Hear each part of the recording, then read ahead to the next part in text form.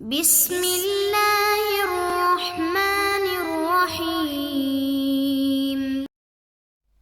نحمده ونصلی علی رسولہ الکریم والحمد للہ رب العالمین۔ باب تحریم انتساب الانسان الی غیر ابی وتولیہ غیر موالی۔ انسان کو اپنے والد یا اپنے آقا کے علاوہ کسی اور کی طرف نسبت کرنے کی حرمت کا بیان۔ عن سعد بن ابی وقاص رضی اللہ عنہ ان النبی صلی اللہ علیہ وسلم قال من ادعا الى غیر ابیہ وهو یعلم انہ غیر ابی فالجنۃ علیہ حرام، متفق علیہ۔ حضرت سعد بن ابی وقاص رضی اللہ عنہ سے روایت ہے کہ نبی کریم صلی اللہ علیہ وآلہ وسلم نے فرمایا، جس شخص نے اپنے آپ کو اپنے والد کے سوا کسی اور کی طرف منسوب کیا حالانکہ وہ جانتا ہے کہ وہ اس کا والد نہیں، تو اس پر جنت حرام ہے۔ تو اس حدیث میں فرمایا کہ جس شخص نے اپنے والد کے علاوہ کسی اور کی طرف اپنے آپ کو منسوب کیا، تو زمانہ جاہلیت میں یہ عام وبا تھی کہ لوگ اپنے اصل باپ دادا سے اپنے نسب کا انکار کر کے دوسروں کو اپنا باپ قرار دے لیتے، اس لیے شریعت نے اس کو حرام قرار دیا۔ وَهُوَ يَعْلَمُ یعنی وہ جانتا بھی ہو، تو مطلب یہ کہ جان بوجھ کر ایسا کرے تو یہ حرام ہے۔ اگر کوئی انجانے میں ایسا کہہ دے تو پھر وہ اس کو تو پتہ ہی نہیں تھا، تو وہ کفر نہیں ہوگا۔ پھر فرمایا فَالْجَنَّةُ عَلَيْهِ حرام، یعنی اس پر جنت حرام ہو جائے گی۔ مطلب یہ ہے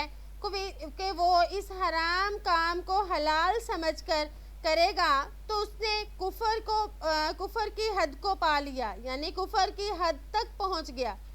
تو اس کا نتیجہ یہ ہوگا کہ جنت کے دروازے اس پر حرام ہو جائیں گے۔ اور اگر وہ اس عمل کو حرام ہی سمجھتا ہے مگر کسی وجہ سے وہ ایسا کرتا ہے، تو مطلب یہ ہوگا کہ ابتدائی جنت حرام ہوگی۔ بعض علماء فرماتے ہیں کہ یہ بطور زجر اور تنبیہ کے کہا گیا تاکہ کوئی شخص اپنا نسب نہ بدلے۔ بہرحال اس سے معلوم ہوا کہ نسب کا بدلنا کتنا برا ہے اور کتنی سخت اس پر وعید وارد ہوئی۔ عن ابی ہریرہ رضی اللہ عنہ عن النبی صلی اللہ علیہ وسلم قال لا ترغبوا عن آبائکم فمن راغب عن ابی فہو کفر، متفق علیہ۔ حضرت ابو ہریرہ رضی اللہ عنہ سے روایت ہے کہ نبی کریم صلی اللہ علیہ وآلہ وسلم نے فرمایا، اپنے آباء و اجداد سے اعراض نہ کیا کرو، پس جس شخص نے اپنے والد سے اعراض کیا تو اس نے کفر کیا۔ تو یہاں پر فرمایا کہ اپنے آباء و اجداد سے اعراض نہ کرو، تو یہاں پر ترغبو کا لفظ آیا اور پچھلے حدیث میں من ادعا کا لفظ تھا، تو دونوں کا ایک ہی مفہوم ہے کہ اپنے باپ کو چھوڑ کر کسی اور کو غلط طور پر باپ ظاہر کرے، تو اب اس کی حرمت کو جانتا ہو تب بھی اس کو حلال سمجھ کر ایسا کرے، تو اب اس شخص کے بارے میں حدیث میں کفر کا حکم لگایا گیا۔ اور اگر وہ اس کو حرام جانتا ہو مگر کسی دنیاوی مفاد اور لالچ میں ایسا کرے تو یہ کبیرہ گناہ تو ہوگا مگر کفر نہیں، یہ سزا بھگتنے کے بعد جنت میں جا سکے گا۔ علماء فرماتے ہیں کہ نسب کے بارے میں اتنا سخت حکم شریعت نے اس لیے دیا کہ نسب محفوظ رہے اور معلوم رہے کہ اس کے والدین کون ہیں، بہن بھائی چچا ماموں دیگر رشتہ دار یہ کون ہیں، ان سب کے بارے میں علم ہو۔ اگر نسب محفوظ نہیں رہے گا تو کسی کو کیا معلوم کہ میرے رشتہ دار کون کون ہیں اور یہ ان کے حقوق کیسے ادا کرے گا، یہ تک معلوم نہیں ہوگا کہ میرا محرم کون اور نامحرم کون ہے، تو اس سے بہت زیادہ بگاڑ پیدا ہوگا۔ اس لیے اسلام نے نسب کو محفوظ کرنے کا حکم دیا اور غیر باپ کو اپنا باپ کہنے کو حرام قرار دیا۔ عن یزید بن شریک بن طارق قال رأیت علی رضی اللہ عنہ علی المنبر یخطب فسمعته یقول لا واللہ ما عندنا من کتاب نقرأوه الا کتاب اللہ وما فی هذه الصحیفہ فنشرها فإذا فيها أسنان الإبل وأشياء من الجراحات وفيها قال رسول الله صلى الله عليه وسلم المدينة هرم ما بين عير إلى ثور فمن أحدث فيها حدثا أو آوى محدثا فعليه لعنة الله والملائكة والناس أجمعين لا يقبل الله تعالى منه يوم القيامة صرفا ولا عدلا ذمة المسلمين واحدة يسعى بها أدناهم فمن أخفر مسلما فعليه لعنة الله والملائكة والناس أجمعين لا يقبل الله منه يوم القيامة عدلا ولا صرفا ومن ادعى إلى غير أبي أو انتمى إلى غير موالي فعليه لعنة الله والملائكة والناس أجمعين لا يقبل الله منه يوم القيامة صرفا ولا عدلا متفق علیہ۔ حضرت یزید بن شریک بن طارق رضی اللہ عنہ بیان کرتے ہیں کہ میں نے حضرت علی رضی اللہ عنہ کو منبر پر خطبہ دیتے ہوئے دیکھا، پس میں نے ان سے سنا وہ فرما رہے تھے کہ اللہ کی قسم ہمارے پاس کوئی اور کتاب نہیں ہے جسے ہم پڑھتے ہوں سوائے اللہ کی کتاب کے اور ان احکام کے جو ان صحیفوں میں ہیں۔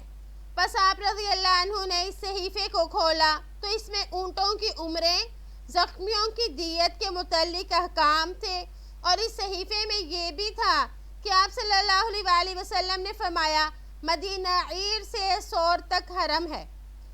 جس نے اس میں کوئی بدعت ایجاد کی تو اس پر اللہ کی، فرشتوں کی اور تمام لوگوں کی لعنت ہے۔ اللہ تعالیٰ قیامت کے دن اس کی نہ فرض عبادت قبول کرے گا نہ نفلی عبادت۔ مسلمانوں کا عہد ایک ہے جس کے ساتھ ان کا ایک ادنا آدمی کوشش کرتا ہے، جس نے کسی مسلمان کے عہد کو توڑ دیا تو اس پر اللہ کے، فرشتوں کے، تمام لوگوں کی لعنت ہے۔ اللہ تعالیٰ قیامت والے دن اس کی نہ فرض عبادت قبول کرے گا اور نہ نفلی عبادت قبول کرے گا۔ وَمَنِ ادَّعَى إِلَى غَيْرِ أَبِي، اور جس نے اپنے والد کے علاوہ کسی اور کی طرف یا اپنے آقا کو چھوڑ کر کسی اور کی طرف نسبت کی تو اس پر اللہ کی، فرشتوں کی، تمام لوگوں کی لعنت ہے۔ اللہ تعالیٰ قیامت کے دن اس کی فرض عبادت قبول کرے گا نہ نفلی عبادت۔ تو اس حدیث میں فرمایا المدینۃ حرم ما بین غیر الی ثور، یعنی مدینہ منورہ حرم ہے عیر سے لے کر سور تک۔ ما بین عیر، عیر جو ہے یہ ایک پہاڑ کا نام ہے، اسی طرح سور بھی ایک پہاڑ کا نام ہے۔ یہ دونوں مدینہ منورہ کی پہاڑیاں ہیں۔ ائمہ ثلاثہ کے نزدیک مدینہ کی مکہ ہی کی طرح حرمت ہے کہ نہ درخت کاٹے جائیں اور نہ شکار مارا جائے، مگر امام ابو حنیفہ رحمہ اللہ کے نزدیک مدینہ منورہ بابرکت جگہ ہے، وہاں کوئی کام بھی ایسا نہ کیا جائے جس سے اس مقدس زمین کی توہین ہوتی ہو۔ البتہ احناف شکار کرنے اور درخت کاٹنے کو جائز قرار دیتے ہیں۔ پھر فرمایا او آوا محدثا فعلیہ لعنت اللہ، یعنی جس نے کسی بدعتی کو ٹھکانہ دیا تو اس پر اللہ کی، فرشتوں کی اور تمام لوگوں کی لعنت ہے، اور اللہ تعالیٰ اس سے قیامت کے دن نہ فرض عبادت قبول کریں گے اور نہ نفلی عبادت قبول کریں گے۔ صرف اور عدل کے متعدد معنی کیے گئے، زیادہ مشہور ترجمہ یہی ہے کہ نہ فرض عبادت قبول ہی ہوگی اور نہ نفلی عبادت، یا یہ کہ توبہ اور معاوضہ مراد ہے کہ ایسے لوگوں کی نہ توبہ قبول ہوگی نہ معاوضہ قبول ہوگا۔ فرمایا واللہ ما عندنا من کتاب، تو اس سے معلوم ہوا کہ جو لوگ یہ کہتے ہیں کہ آپ صلی اللہ علیہ وآلہ وسلم نے حضرت علی رضی اللہ عنہ کو کچھ راز کی باتیں بتائی تھی جو ان کے سوا کسی اور کو معلوم نہیں تھی، یہ بالکل غلط اور خلاف واقع ہے۔ تو اس سے معلوم ہوا کے اس سے معلوم ہوا کہ ہمیں بدعتوں کوئی مدد کرنی چاہیے، اور دوسرا ہمیں یہ بھی معلوم ہوا کہ اپنے حسب نسب کو نہیں بدلنا چاہیے۔ جس شخص نے اپنا نسب بدلا تو اس پر فرشتوں کی لعنت ہوگی۔ تو اس وجہ سے اس حدیث کی مناسبت ہو گئی اس باب کے ساتھ۔ وعن ابی ذر رضی اللہ عنہ انہ سمع رسول اللہ صلی اللہ علیہ وسلم یقول لیس من رجل ادعى لغیر ابی وهو يعلمه الا کفر ومن ادعى ما ليس له فليس منا وليتبوأ مقعده من النار ومن دعا رجلا بالكفر او قال عدو الله وليس كذلك الا حار عليه متفق علیہ وہذا لفظ روایتی مسلم۔ حضرت ابو ذر رضی اللہ عنہ بیان کرتے ہیں کہ انہوں نے آپ صلی اللہ علیہ وآلہ وسلم کو فرماتے ہوئے سنا کہ جس شخص نے بھی جان بوجھ کر اپنے کو اپنے باپ کے سوا کسی اور کی طرف منسوب کیا تو اس نے کفر کا ارتکاب کیا، اور جس نے ایسی چیز کا دعویٰ کیا جو اس کی نہیں ہے تو وہ ہم میں سے نہیں ہے، اور جس نے کسی شخص کو کافر کہہ کر پکارا یا یوں کہا اے اللہ کے دشمن،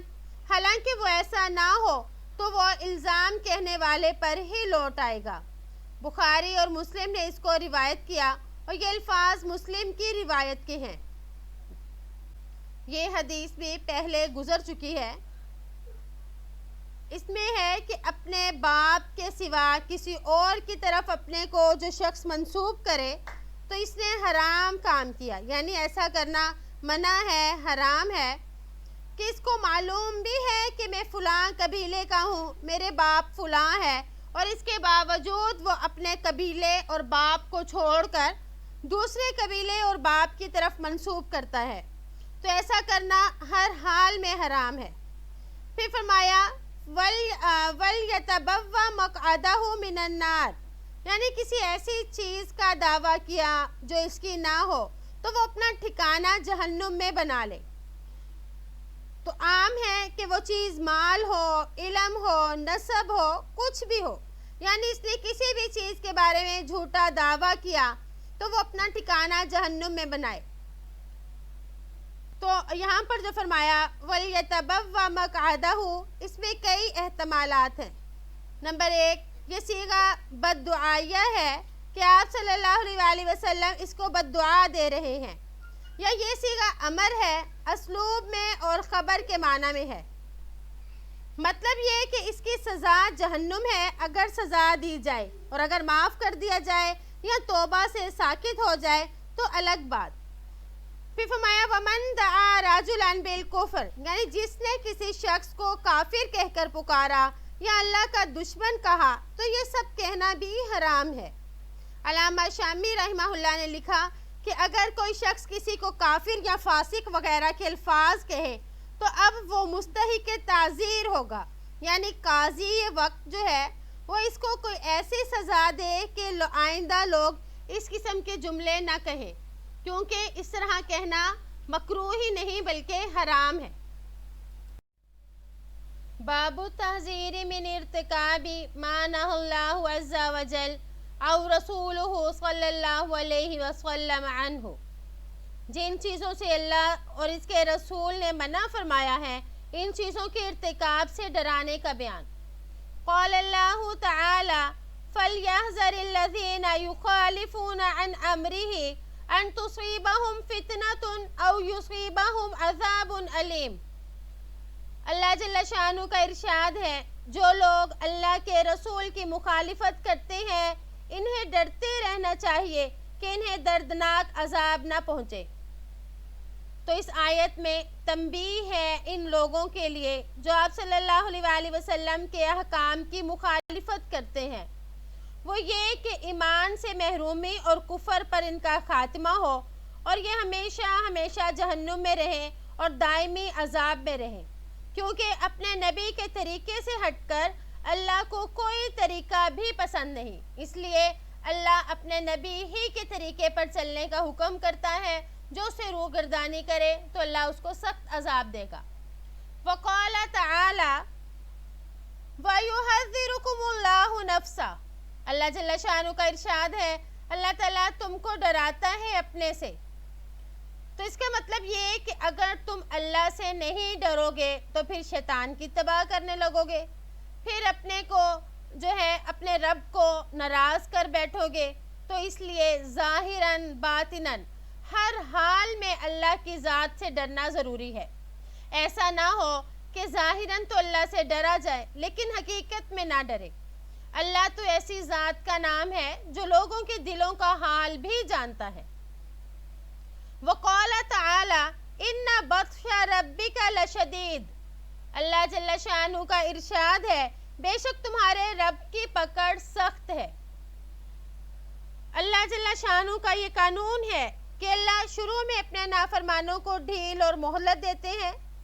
پھر وہ اس مہلت سے فائدہ اگر نہ اٹھائیں یعنی توبہ وغیرہ نہ کریں اور اپنی نافرمانیوں میں بڑھتے جائیں، پھر ایسا ایک وقت آتا ہے کہ اللہ ان نافرمانوں کو پکڑ لیتا ہے،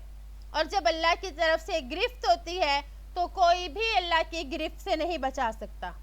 وقال تعالی وَكَذَلِكَ أَخْذُ رَبِّكَ إِذَا أَخَذَ الْقُرَى وَهِيَ ظَالِمَةٌ إِنَّ أَخْذَهُ أَلِيمٌ شَدِيدٌ،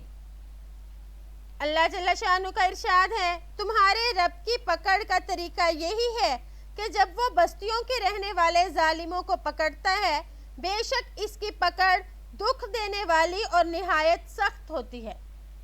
تو اس سے معلوم ہوا کہ اللہ سے ڈرنا ضروری ہے۔ اللہ ہر کچھ اللہ کے ہاتھ میں ہے، تو اگر ہمیں اللہ کا خوف ہوگا تو ہم دنیا میں ہر اس کام سے بچیں گے جو اللہ کو پسند نہیں، ہر اس کام کی طرف بھاگیں گے جو اللہ کی رضا کا سبب بنے۔ تو اس لیے اللہ کا خوف بڑی چیز ہے، تو ہمیں اللہ کا خوف ہونا چاہیے۔ عن ابی ہریرہ رضی اللہ عنہ ان النبی صلی اللہ علیہ وسلم قال ان اللہ تعالی یغار وغیرۃ اللہ ان یأتی المرء ما حرم اللہ علیہ، متفق علیہ۔ حضرت ابو ہریرہ رضی اللہ عنہ سے روایت ہے کہ نبی کریم صلی اللہ علیہ وآلہ وسلم نے فرمایا بے شک اللہ تعالیٰ کو غیرت آتی ہے، اور اللہ کی غیرت یہ ہے کہ آدمی وہ کام کرے جو اللہ نے اس کے لیے حرام کیا۔ تو اس میں فرمایا کہ اللہ کو غیرت آتی ہے، اور وہ غیرت یہ کہ آدمی اللہ کے منع شدہ کام یعنی جن کاموں کو اللہ نے حرام قرار دیا ان کی طرف آئے۔ علماء فرماتے ہیں کہ غیرت کی نسبت جب انسانوں کی طرف ہو تو آدمی کے اندرونی کیفیت اور حالت کے اس تغیر کو غیرت کہتے ہیں جو اپنے اہل میں کسی ناگوار چیز کو دیکھنے سے پیدا ہوتا ہے، اور جب اللہ کی طرف غیرت کی نسبت ہو تو اس کا مطلب یہ ہے کہ وہ اپنے بندوں کو گناہوں سے روکنے والا ہے تاکہ وہ اس کی بارگاہ میں قرب اور قبولیت سے دور نہ ہو بلکہ اللہ کے قریب ہوں۔ اور اللہ کی غیرت کا ہی تقاضا ہے کہ اللہ نے بعض چیزوں کو حرام قرار دیا، اس کے کرنے پر سزا بھی مقرر فرمائی۔ علامہ قطب الدین رحمہ اللہ فرماتے ہیں کہ غیرت کے مشہور معنی تو یہی ہے کہ آدمی اس بات کو ناپسند کرے اور اس پر ناراض ہو کہ کوئی اس کی ملکیت میں تصرف کرے۔ گناہ کرنے والا گویا کہ خدا کی ملکیت میں تصرف کرنا چاہتا ہے، یعنی جس چیز کو اللہ نے روکا تو وہ اس کو کرنا چاہتا ہے۔ باب ما یقولہ ویفعلہ من ارتکب منہیا عنہ، جو شخص حرام چیزوں کا ارتکاب کرے تو اس کو کیا کہنا اور کیا کرنا چاہیے۔ قال اللہ تعالی وَإِمَّا يَنزَغَنَّكَ مِنَ الشَّيْطَانِ نَزْغٌ فَاسْتَعِذْ بِاللَّهِ، اللہ جل شانہ کا ارشاد ہے اور اگر آپ کو کوئی وسوسہ شیطان کی طرف سے آنے لگے تو اللہ کی پناہ مانگ لیا کیجئے، یعنی اللہ سے پناہ مانگنی چاہیے، اعوذ باللہ من الشیطان الرجیم پڑھ لینی چاہیے یا کوئی اس طرح کی اور دعا پڑھ لیں۔ وقال تعالی ان الذين اتقوا اذا مسهم طائف من الشیطان تذکروا فاذا هم مبصرون، اللہ جل شانہ کا ارشاد ہے بے شک جو لوگ خدا ترس ہیں جب ان کو کوئی خطرہ شیطان کی طرف سے آتا ہے تو وہ یاد میں لگ جاتے ہیں، یکا یک ان کی آنکھیں کھل جاتی ہیں۔ تو مطلب یہ کہ شیطان سے بچنے کا ایک یہ بھی طریقہ ہے کہ انسان اللہ کے ذکر میں مشغول ہو جائے، کیونکہ اللہ کا ذکر وہ ہتھیار ہے کہ جس کی وجہ سے شیطان حملہ نہیں کر سکتا، شیطان وسوسے نہیں ڈال سکتا۔ وقال تعالی والذین اذا فعلوا فاحشة او ظلموا انفسهم ذکروا اللہ فاستغفروا لذنوبهم ومن یغفر الذنوب الا اللہ ولم يصروا على ما فعلوا وهم يعلمون اولئک جزاؤهم مغفرة من ربهم وجنات تجری من تحتها الانہار خالدین فیہا وَنِعْمَ أَجْرُ الْعَامِلِينَ۔ اللہ جل شانہ کا ارشاد ہے، اور جب ان سے کوئی ناشائستہ کام ہو جائے یا کوئی گناہ کر بیٹھے تو فوراً اللہ کا ذکر اور اپنے گناہوں کے لیے استغفار کرتے ہیں۔ فی الحقیقت اللہ تعالیٰ کے سوا اور کوئی گناہوں کو بخشنے والا نہیں ہے، اور وہ لوگ باوجود علم کے کسی برے کام پر جمتے نہیں ہیں۔ انہی کا بدلہ ان کے رب کے پاس مغفرت ہے، اور ان کے لیے جنتیں ہیں جن کے نیچے نہریں بہتی ہیں، جن میں وہ ہمیشہ رہیں گے۔ ان نیک کاموں کے کرنے والوں کا ثواب کیا ہی اچھا ہے۔ تو اس میں بتایا کہ جب مسلمانوں سے کوئی گناہ سرزد ہو جائے تو وہ فوراً توبہ استغفار کرتے ہیں، یعنی گناہوں کے بعد فوراً سے توبہ کر لینی چاہیے۔ وقال تعالی وتوبوا الى اللہ جميعا ایھا المؤمنون لعلکم تفلحون۔ اللہ جل شانہ کا ارشاد ہے، اے مسلمانوں تم سب کے سب اللہ کی جناب میں توبہ کرو تاکہ تم کامیاب ہو جاؤ۔ توبہ جو ہے یہ کامیابی ہے۔ اگر کسی کے کوئی گناہ ہو تو پھر توبہ کی وجہ سے وہ گناہ معاف ہو جاتے ہیں، تو اس شخص کی نحوست جو ہے وہ ختم ہو جاتی ہے اور وہ جنت میں جانے کے قابل ہو جاتا ہے۔ اسی طرح اگر کسی کے گناہ نہیں لیکن اس کے نامہ اعمال میں توبہ ہے، توبہ کی کثرت ہے، استغفار کی کثرت ہے، تو اس کے درجات بلند ہوتے ہیں۔ تو اس لیے ہم انسان ہیں، ہر وقت گناہ کرتے رہتے ہیں، کچھ گناہوں کا ہمیں علم ہے، کچھ کا نہیں ہے، تو اس لیے زیادہ سے زیادہ استغفار کرنی چاہیے۔ تو اس سے ہمیں معلوم ہوا کہ اگر کوئی گناہ ہو جائے تو اب ہمیں کیا کرنا چاہیے، فوراً اللہ کی طرف رجوع کرنا چاہیے، توبہ استغفار کرنی چاہیے اور نیک کاموں میں مشغول رہنا چاہیے۔ وعن ابی ہریرہ رضی اللہ عنہ عن النبی صلی اللہ علیہ وسلم قال من حلف فقال في حلفه باللات والعزى فليقل لا إله إلا الله ومن قال لصاحبه تعالى أقامرك فليتصدق۔ حضرت ابو ہریرہ رضی اللہ عنہ سے روایت ہے کہ نبی کریم صلی اللہ علیہ وآلہ وسلم نے فرمایا، جس شخص نے قسم کھائی کہ لات عزیٰ کی قسم، تو اس کو چاہیے کہ لا الہ الا اللہ پڑھ لے، اور جس نے اپنے ساتھی سے کہا کہ آؤ جوا کھیلیں، تو اس کو چاہیے کہ اس مال کو صدقہ کر دے۔